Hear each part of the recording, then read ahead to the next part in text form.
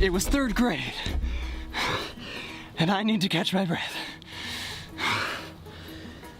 It was 3rd grade in the crayon-scribbled colors of my youth, and I was sitting on a bench, much like this one. I was amidst a swirl of alphabets and numbers and macaroni solar systems, the fleshy bowl of my brain simply brimming to the top with knowledge. Are you filming yourself? I am, yes.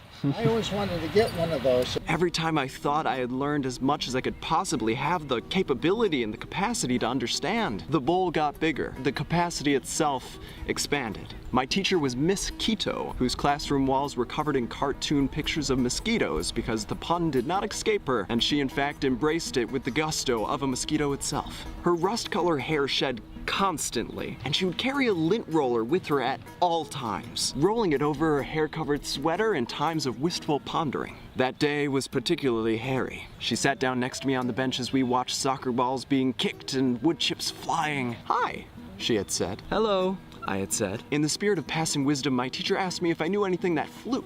"Birds," I had said. "Planes," I had said. Funnily enough, I didn't think to say mosquitoes. So Miss Keto asked me if I knew why it was that they flew. I thought with the precision of puzzle pieces snapping into place. "Wings," I had said. "They have wings." Miss Keto nodded solemnly, then, with a smirk on her face, "What about balloons then, child?" I paused. My eyes widened, grew, expanded as though to consume the world. It was at this point that I started to cry. "It doesn't make any sense!" She sympathized with my frustration, expressing the inherent paradoxes of an otherwise gravitationally consistent chronological universe, resting unteetered on a brain or a torus or a loop. I, however, just wanted to know why the hell balloons did not have wings. Oftentimes I thought my teacher enjoyed children the way she enjoyed sunsets or wildlife or explosions.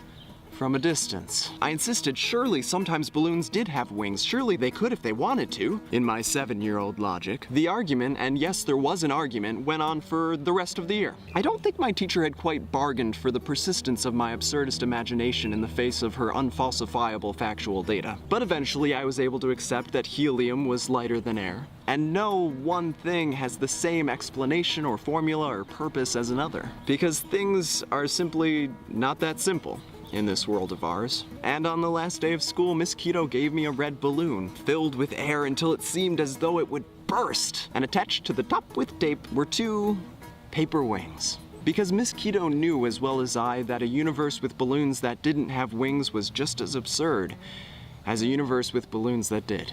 The end.